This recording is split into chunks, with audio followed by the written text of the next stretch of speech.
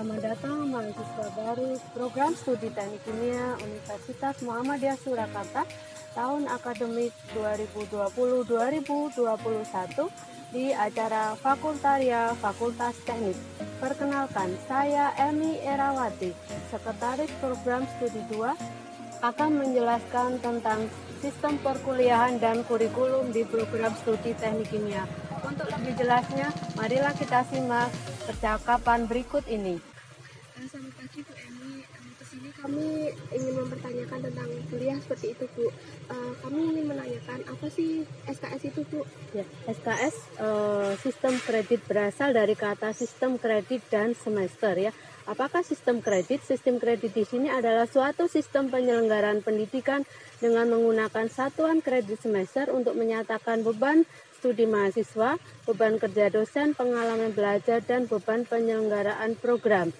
Sedangkan semester sendiri terdiri dari dua, yaitu semester ganjil dan semester genap. Satu semester biasanya adalah 16 kali pertemuan dengan 14 kali pertemuan tatap muka, 1 kali ujian tengah semester, dan 1 kali ujian akhir semester. Sedangkan beban mahasiswa 1 SKS berarti mahasiswa melaksanakan kuliah tatap muka 50 menit per minggu, penugasan terstruktur 60 menit per minggu, dan tugas mandiri 60 menit per minggu. Sehingga jika mahasiswa mengambil 2 SKS, maka tatap muka dalam perkuliahan itu adalah 100 menit per minggu, penugasan terstruktur 120 menit per minggu, dan tugas mandiri 120 menit per minggu. Bagaimana untuk sistem penilaiannya Bu? Di sistem penilaiannya ada 2, yaitu untuk mata kuliah klasikal dan untuk mata kuliah praktikum. Di mata kuliah klasikal, kriteria penilaiannya ada 3, yaitu ujian tengah semester, ujian akhir semester, tugas, dan presensi. Untuk ujian tengah semester, prosentasenya adalah 20-40%, ujian akhir semester 35-60%, presensi dan tugas 20-40%. Di Universitas Muhammadiyah Surakarta mempunyai aturan bahwa kehadiran mahasiswa harus 75% kehadiran.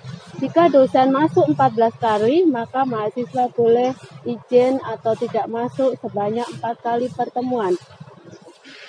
Sedangkan untuk mata kuliah praktek, kriteria penilaiannya ada 4, yaitu ujian tulis, presentasi, ujian praktek, dan tugas. Ujian tulis prosentasenya 60%, presentasi 40-60%, praktek 70%, dan tugas sebanyak 50%. Lalu Bu, untuk kriteria penilaiannya itu seperti apa ya Bu? Oke, untuk kriteria penilaiannya dinyatakan dengan huruf A, AB, B, BC, C, D, dan E, atau dinyatakan dengan angka 4, 3,5, 3, 2,5, 2, 1, dan 0. Mahasiswa akan mendapatkan nilai akhir A jika nilai akhirnya di atas 77. Mahasiswa akan mendapatkan nilai akhir AB jika nilai akhirnya lebih besar dari 70 dan lebih kecil dari 77. Mahasiswa akan mendapatkan nilai B jika nilai akhirnya lebih besar dari 63 dan lebih kecil dari 70. Sedangkan mahasiswa akan mendapatkan nilai BC jika nilai akhirnya lebih besar dari 53 dan lebih kecil dari 63. Di sini akan diberi contoh penilaian dari suatu mata kuliah. Sebagai contohnya adalah mata kuliah kalkulus integral. Di awal perkuliahan, dosen akan menjelaskan, selain kontrak kuliah, juga prosentase dari masing-masing komponen penilaian. Contohnya, di kalkulus integral ini dosen memberikan prosentasi UTS adalah 30%, 50% untuk UAS, 5% untuk tugas 1, 5% untuk tugas 2, dan 5% untuk presensi. Jika mahasiswa A mendapatkan nilai UTS 70, nilai UAS 80, tugas 1 80, tugas 2 90, dan presensi 16 kali.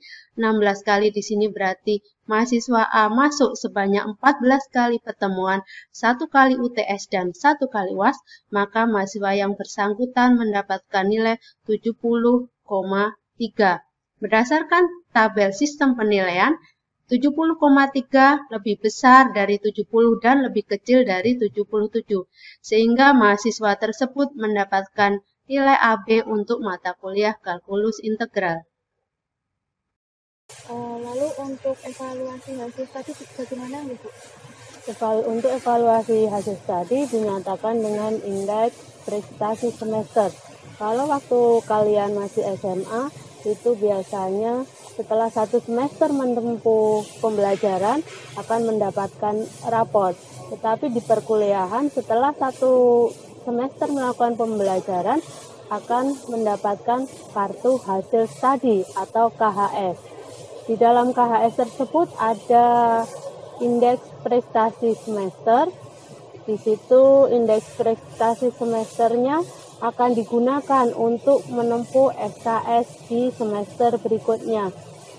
Ada perbedaan di masa pandemi dan bukan pandemi pengambilan SKS-nya. Kalau di masa bukan pandemi, kuliahnya secara offline, kuliahnya secara luring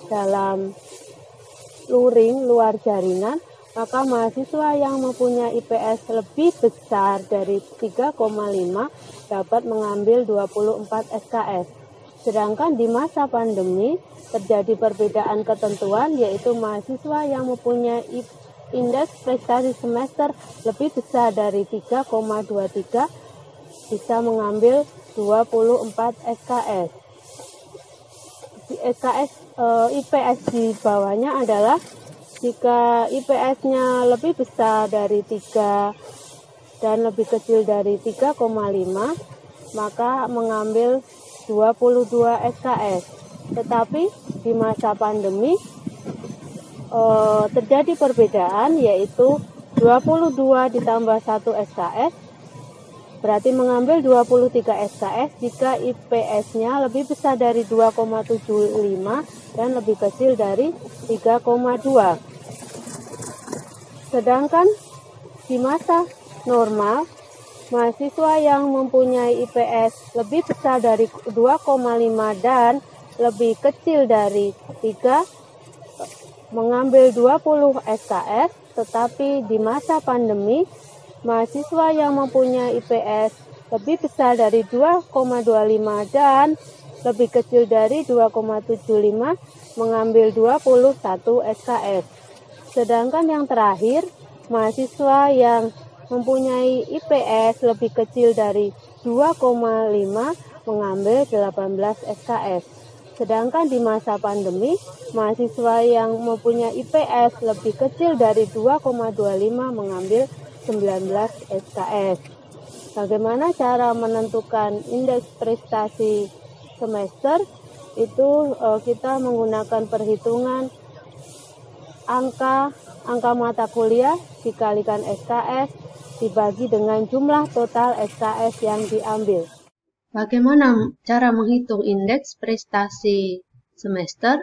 Di sini diberikan contoh pada 10 mata kuliah agama mendapatkan nilai A, mata kuliah Pancasila mendapatkan nilai AB, kimia analisis kuantitatif mendapatkan nilai B, English for academic purpose A, kimia dasar A, fisika dasar A, bahan konstruksi teknik kimia C, kimia organik AB, pengantar teknik kimia adalah A, kalkulus diferensial A.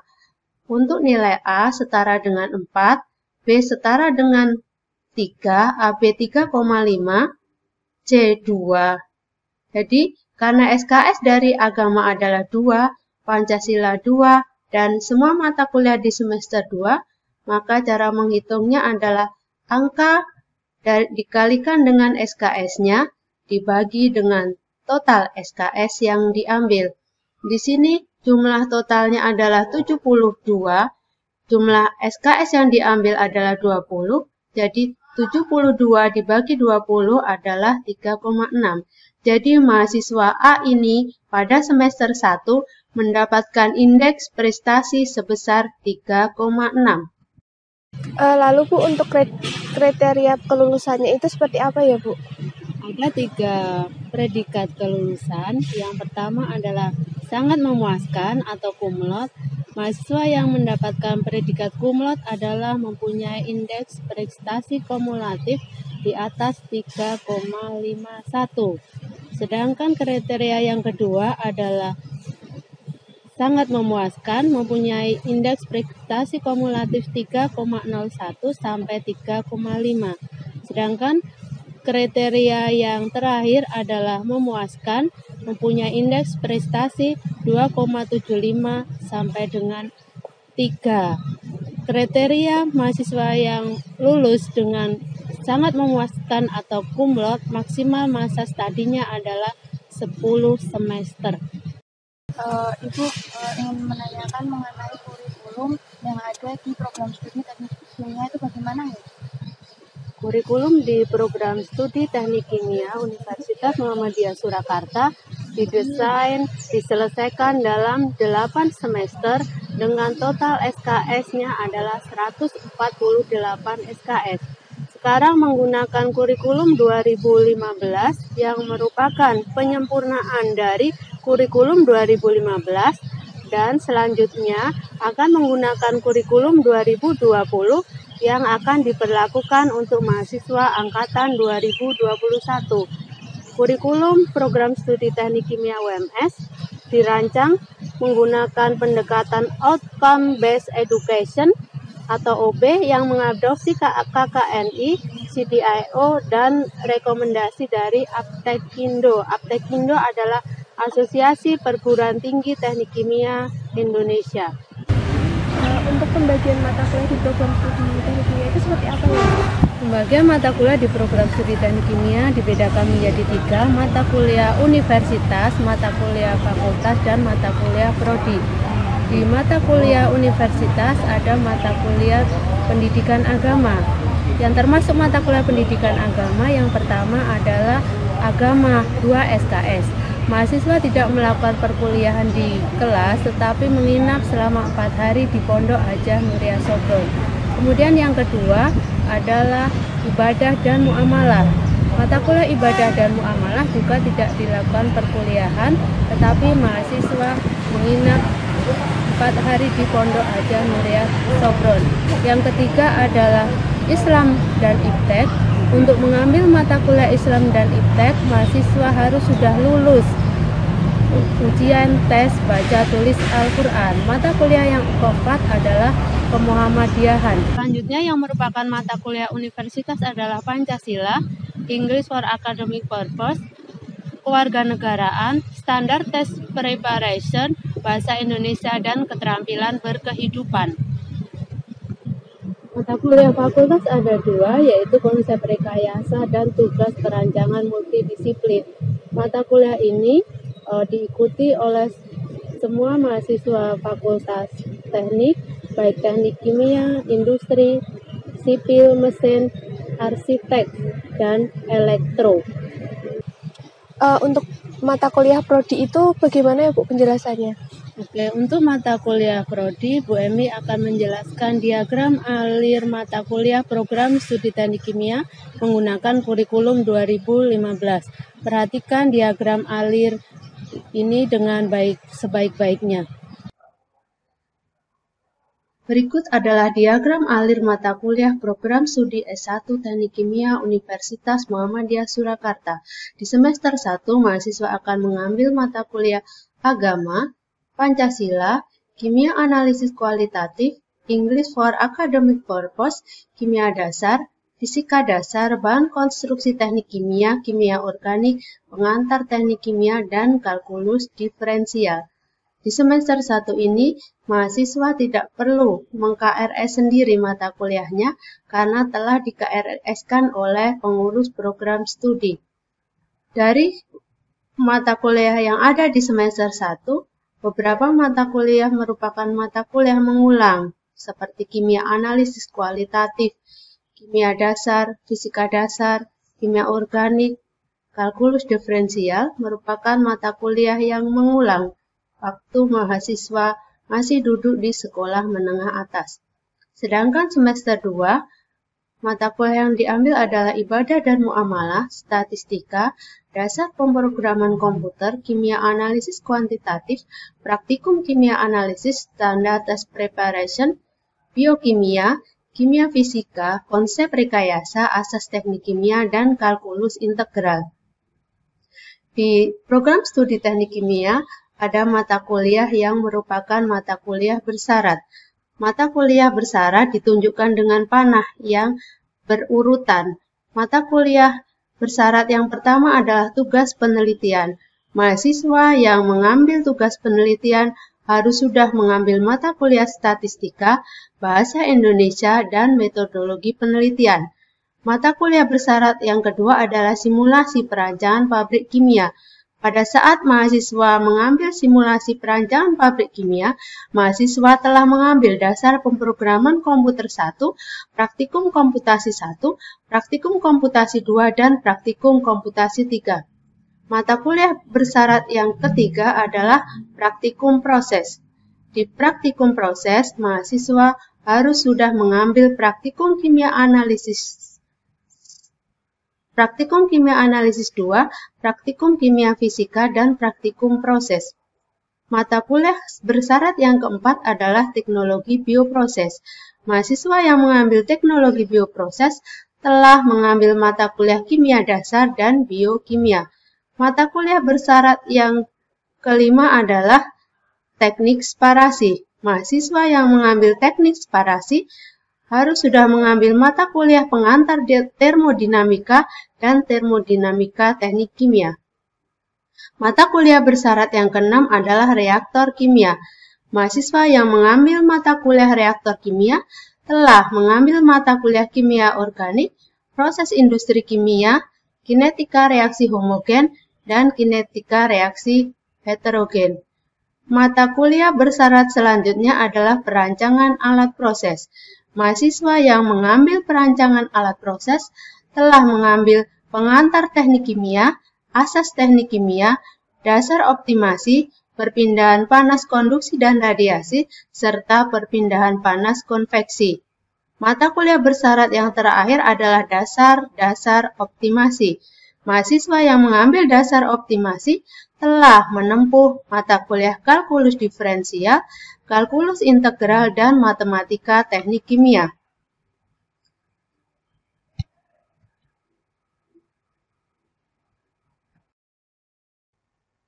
Agar lulusan dari program studi teknik kimia mempunyai kekasan dari program studi teknik kimia lain di Indonesia, maka pada kurikulum 2015, di program studi teknik kimia membuka 4 mata kuliah pilikat terikat konsentrasi.